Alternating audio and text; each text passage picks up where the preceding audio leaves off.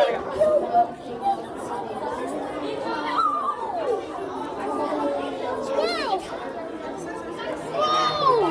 saw a capybara. No. What? Yo, that's a big large. What is this? This is so cool. What is this? These are dinosaur fossils? This is a grizzly bear, this is a polar bear, and this is a black bear skull. What? Yo, what? Look at this. It looks like it has a shiny. It has two heads. There are two heads. No, one. No, that's his tail.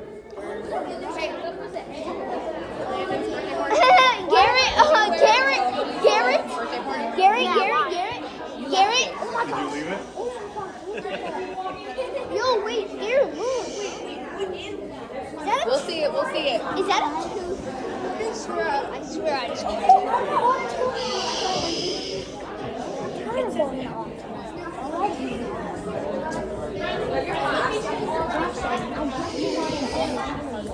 Oh my gosh.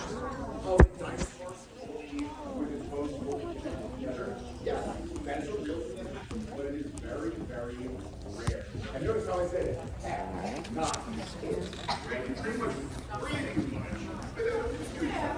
You never find 100% of the dinosaur, right? Usually when you're finding chunks of fossil like this, or you're finding those fossil we're not going together in a single place.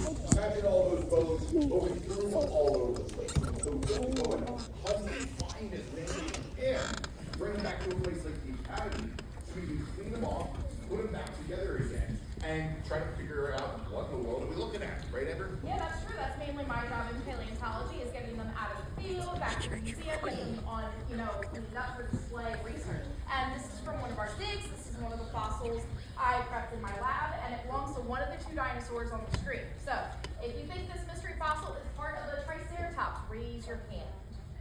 All right, and if you think it's part of the T-Rex, raise your hand. All right, and if you don't care, just want us to tell you, raise your hand.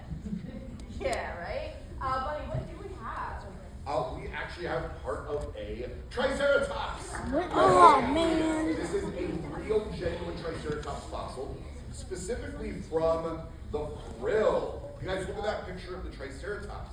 The frill is that big, kind of like a half-circle shaped shield that sticks out of the back of its head and it covers up its neck.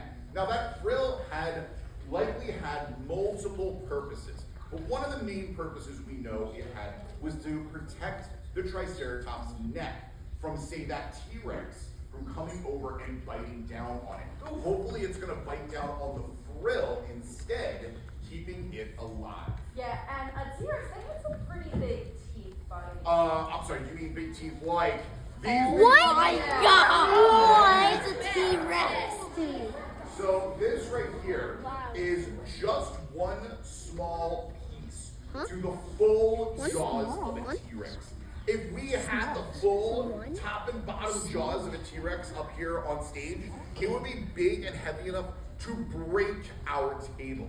Now, when you guys have some free time after the show, make sure you guys get to Dinosaur Hall. At the top of the stairs, up on the mezzanine level in Dinosaur Hall, there is a full-size T-Rex skull and a full-size Triceratops skull that you guys can stand right next to and see just how massive they really were. But you know, Amber, as cool as all that stuff is, I have a feeling many of them are wondering an important question right now. I bet a lot of you guys are thinking to yourself, is that thing actually real? So the simple answer to that is, well, no, it's not. This exact object that is in my hand is not a real fossil. But that really is the question, what is it? This is what we call a cast. A cast is basically a copy, a perfect copy of a real fossil. So that means there is a real fossilized T-Rex jaw identical to this object out there in the world. And it's actually part of a really cool, really famous T-Rex whose name is Stan. Stan the T-Rex happens to be the second most complete T-Rex ever found. The problem with Stan is, well, Stan lives in Abu Dhabi, right? Abu Dhabi. Yeah, kind of like halfway around the world from here. Kind of tough for us to fly around and go see Stan. So instead, we were able to have a copy of Stan's jaw, and that T-Rex foot there, that is a cast of one of Stan's feet for us to enjoy right here at the Academy. Yeah, and even that skull that's up on the mezzanine is a copy of Stan's skull. Stan's about, I think, 70 to 75% complete, which is a really big deal. Sue, who's my personal favorite T-Rex, and specimen is like 93, 95% complete, which is insane, right? And still yet not 100. Not 100. It's pretty rare to have 100. I did a whole video about that recently. Because it's really important to talk about that. Yeah, we don't find the whole thing. As cool as that would be, we don't. And you can definitely see that right here on these photos. Because you might notice they're two-toed, right?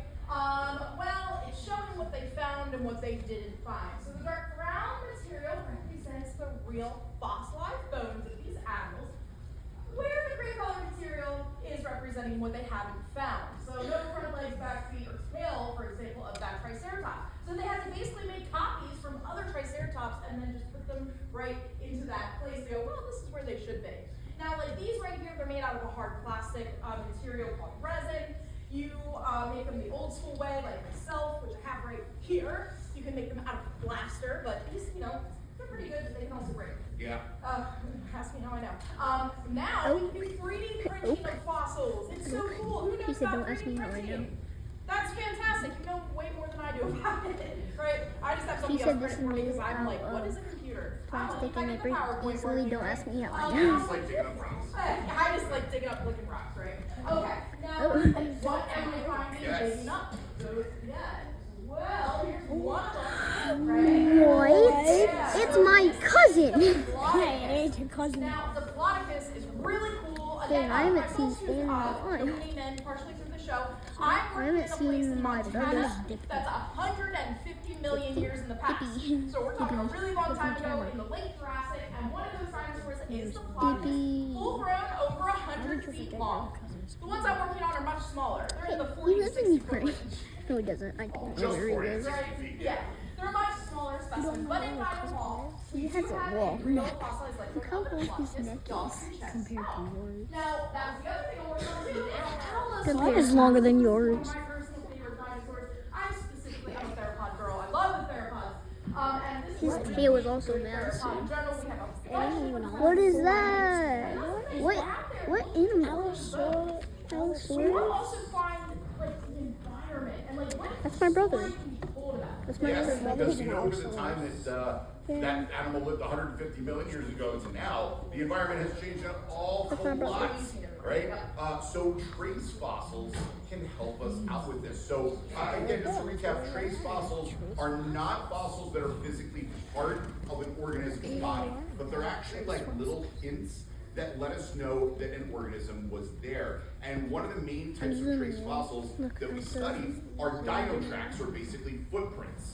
So we have a footprint of an Allosaurus right here. Check this out. And what's cool about these trace fossils, especially footprints in particular, that whole step one of dying doesn't really apply here because last time I checked, we don't get footprints from things that are dead. So this must have been from a living Allosaurus, which means that all the little pieces that we find around it give us clues to what was it like the day that this Allosaurus stepped down and left this footprint. What was the environment like that it was living in? Well, remember, we took this out of the middle of the hot, dry deserts. Well, that seems a little odd, given that right here is a shark tooth. What? Wait a second, do we find sharks in the middle of the desert? Maybe. No, right? That's kind of silly. And then on the other side here are these circular shells. We call these ammonites. Ammonites are really neat creatures, kind of like a squid or a cuttlefish, and they lived in these shells in the water. So we're finding evidence of sea creatures in the middle of the hot, dry desert. Things like this and lots and lots of other things help us realize that 150 million years ago, when this Allosaurus was roaming around out west, just It was not a hot, dry desert, but probably looked more like I'm this. not showing Really past important for us 6. to study Hold on, let me turn the setting on. environment, the ancient environment these animals came from. Twenty-two.